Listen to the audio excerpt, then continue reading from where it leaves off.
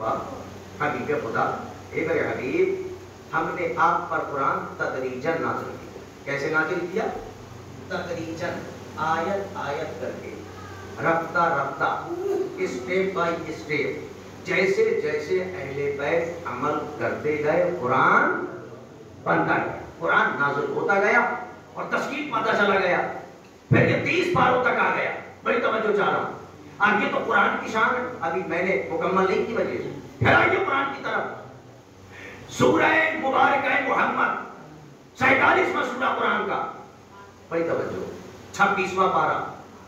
شاید میں کچھ پڑھ سکوں آج کی اس مجلس میں. قرآن کتنا عظیم ہے. پہلے اس نے یہ کہا ہم نے اس ذکر کو نازل کیا اور ہم اس کی حفاظت کرنے والے. پھر آیت میں پروردگار نے کہا سورہ مبارکہ کی آیت نمبر 23 میں پروردگار نے اِنَّا نَحْنُ نَزَّلْنَا عَلَيْكَ الْقُرْآنَ تَنزِيلًا، اے رسول ہم نے آپ پر قرآن تدریجاً رفتہ رفتہ نازل کیا، آیت آیت کر کے. پھر پروردگار نے اس قرآن کی شان کو بیان کیا اور سورہ محمد تک آ گیا. بڑی توجہ. اب اس کو سن لیں، میری مجلس مکمل ہے. سورہ محمد 47واں سورہ قرآن کا 26واں پارہ آیت نمبر 24 میں عجیب انداز میں اللہ نے بات کی اور بات کی قرآن پڑھنے والوں سے. ٹارگیٹ پہ لیا قاری قرآن کو. بڑی توجہ چاہوں گا مسلمانوں کو. آواز قدرت آئی بسم اللہ الرحمن الرحیم. افلا یتدبرون القرآن ام علی قلوب اقفالها.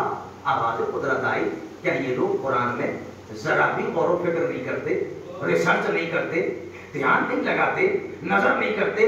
ام علی قلوب اقفالها. اللہ کہہ رہا ہے، میں نہیں کہہ رہا ہوں. کیا ان کے دلوں پر تالے لگے ہوئے ہیں؟ ام علی قلوب، دل پر نہیں، بہووچن ہے. دلوں پر تالے لگے ہوئے ہیں. کون کہہ رہا ہے؟ کائنات کا مالک. کون کہہ رہا ہے؟ خالق الکلام، خالق العقل، خالق العباد، خالق العلم. وہ کہہ رہا ہے کیا ان کے دلوں پر تالے لگے ہوئے ہیں؟ اس کا خطاب قرآن نہ پڑھنے والوں سے نہیں تھا، قرآن پڑھنے والوں سے تھا. کیونکہ وہ یہ نہ کہتا یہ لوگ قرآن نہیں پڑھتے. اگر نہ پڑھنے والوں سے ہوتا تو یہ کہتا کہ یہ لوگ قرآن نہیں پڑھتے، کیا ان کے دلوں پہ تالے لگے ہوئے ہیں؟ لیکن اللہ کہہ رہا ہے پڑھنے والوں سے. مسلمانوں، اگر پڑھنے والوں کی قرت میں، انداز میں، لہن میں اگر کوئی کمی نہ تھی، کوئی کجی نہ تھی، کوئی مسٹیک نہ تھی، تو پھر قدرت کو یہ تو کہنا پڑا یہ پڑھ تو رہے ہیں لیکن ویسے نہیں پڑھ رہے جیسے میں چاہتا ہوں. کیا ان کے دلوں پر تالے لگے ہوئے ہیں؟ تالے لگے ہوئے ہیں. قلوب اقفالها. جملہ پڑھنے کو دل چاہتا ہے. ایک گروہ کائنات میں وہ ہے جو قرآن تو پڑھتا ہے لیکن اس گروہ کی پروردگار عالم نے کیفیت سورہ مبارکہ محمد کی آیت نمبر 47 میں بیان کی اور یہ کہہ کے بیان کی کیا ان کے دلوں پر تالے لگے ہوئے ہیں. ہم تو آج تک یہی سوچ رہے تھے تالا تجوری پہ لگایا جاتا ہے تاکہ مال چوری نہ ہو جائے، گھر کے دروازے پہ لگایا جاتا ہے تاکہ کوئی اپنی مرضی سے گھر میں داخل نہ ہو جائے، ارے باکس میں لگایا جاتا ہے تاکہ کوئی رہزن ہاتھ صاف کر کے نہ نکل جائے.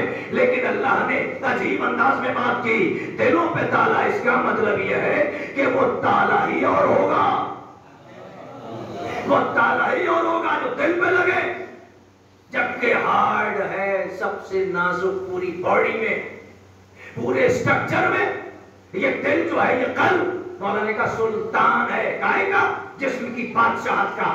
سارے اعضاء اس کی رعایا ہیں لیکن یہ سب کا سلطان، کنگ، راجا جب یہ ویلٹ دیتا ہے، یہ سہارا دیتا ہے، تب بدن کے سارے اعضاء و جوارح پارٹس آف باڈی حرکت کرتے ہیں. اور اگر یہ دھڑکنا بند ہو جائے تو ہاتھ تو رہے گا، اہمیت نہیں رہے گی. آنکھ رہے گی، اہمیت نہیں رہے گی. ہاتھ رہیں گے، پیر رہیں گے لیکن حرکت کرنے کی طاقت نہیں رہے گی. لیکن اسی دل پہ لگا تالا. اللہ کیا کہنا چاہتا ہے، کیا بیان کرنا چاہتا ہے؟ میں قرآن پڑھتا چلا گیا، مجھے کہیں نتیجہ نہیں مل رہا تھا. میں محو حیرت تھا، میں مضطرب تھا. یہ تالا ہے کیسا اور کیسے لگا دیا دلوں پر؟ ہم نے تو یہ سنا تھا کہ یہ شفاء للناس، قرآن پڑھو گے شفا ملے گی.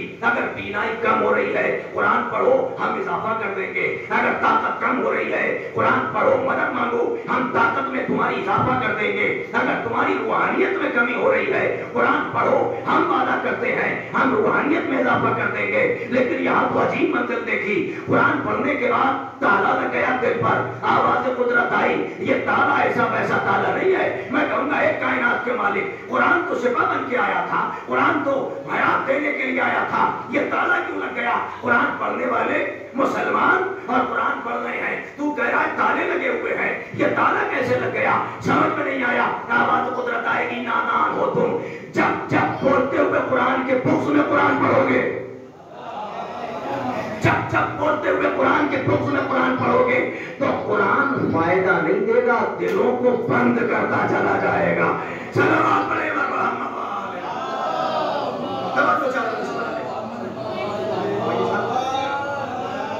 بس باقی سب ہو رہا ہے، آخری آیت پیش کر دوں سب متوجہ رہیے گا۔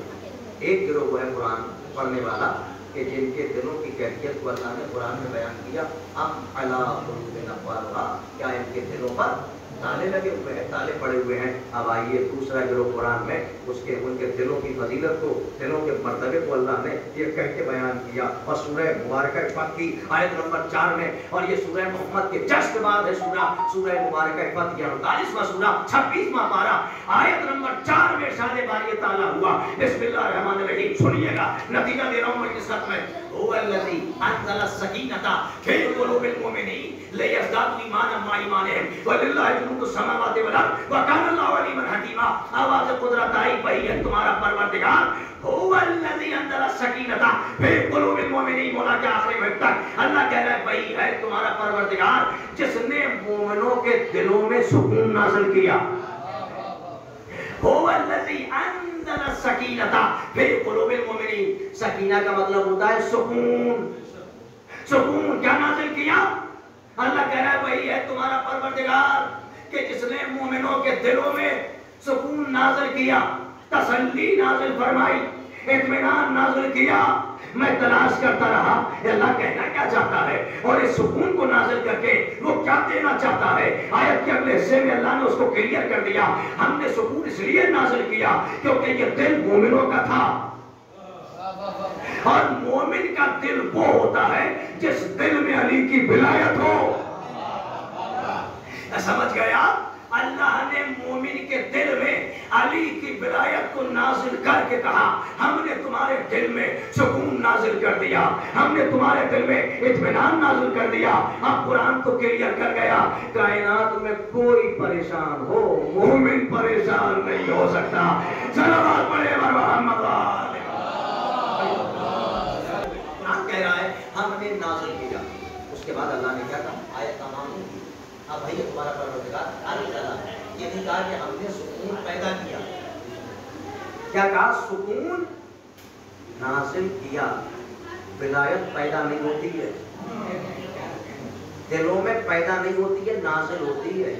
اور جملہ پڑھوں اگر آپ اجازت دیں، ولایت اسی کو ملتی ہے جس کا باپ ایک ہوتا ہے اور ماں ایک ہوتی ہے۔ صلوات پڑھے محمد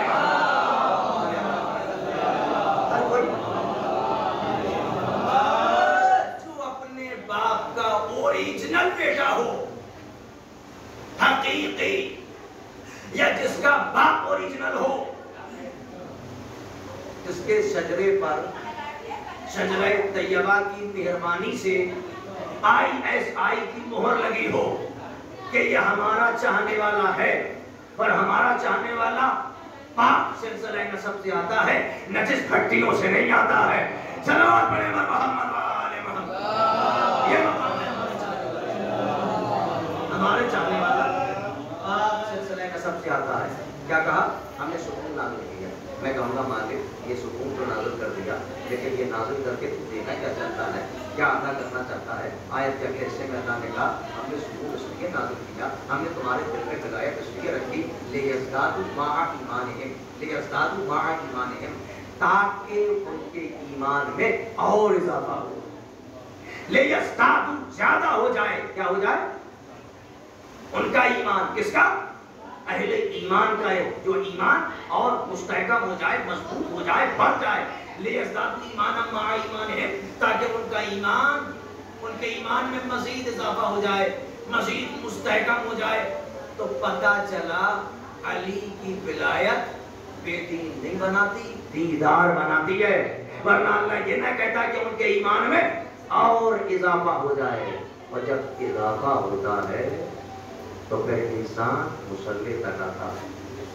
اضافہ ہوتا ہے تو انسان سجدوں تک آتا ہے. اضافہ ہوتا ہے تو انسان زیارت عاشورہ تک آتا ہے. اضافہ ہوتا ہے تو انسان زیارت وارثہ تک چلا آتا ہے. اضافہ ہوتا ہے تو روز جمعہ وہ اپنے امام سے ہائے ہلو کرنے کے لیے وہ دعا کا سہارا لیتا ہے. اور جب اس کے ایمان میں اضافہ ہوتا ہے، جیسے آج شب جمعہ ہے، جمعرات کی رات میں پنجے تن سے ہائے ہلو کرنے کے لیے حدیث قصہ کا سہارا لیتا ہے. جب اس کے ایمان میں اضافہ ہوتا ہے تو پھر وہ مومنوں کے قریب ہوتا ہے، بے دینوں کے قریب نہیں. ہم جن کی بدلے سنا بس چند گھرے پڑھنا ہے، ہمارے تقریب سمجھ. ایسی شخصیتیں ہیں کہ اگر خلوص دل سے ان کے پاس آ جاؤ، ایک بار ان کے قریب آ جاؤ، تن من سے ان کے ہو جاؤ، خلوص کے ساتھ عقیدت کے ساتھ ان کے قریب آ جاؤ، پھر جو مانگو گے تو ان سے جذبات مقدسہ تمہیں وہ عطا کرے.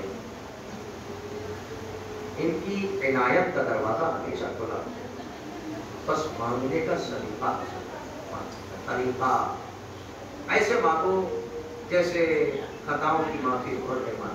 اس کے پاس طریقہ، تو وہ طریقہ حسین ابن علی کو اتنا پسند آیا اور سینہ چوڑا کر کے نہیں گیا اور غرور اور گھمنڈ کے ساتھ حسین کی بارگاہ میں نہیں گیا. اپنے غرور اور گھمنڈ کا نشہ اتار کے آیا تھا، آنکھوں پہ پٹی باندھ کے اپنے ہاتھ رسی سے باندھ کے آیا تھا اور قدامت کا پسینہ اپنی پیشانی پر لے کے آیا تھا. اور جیسے ہی حسین کے قریب آیا اپنی پیشانی حسین کے قدموں پہ رکھی. یہ ہے حسین ابن علی.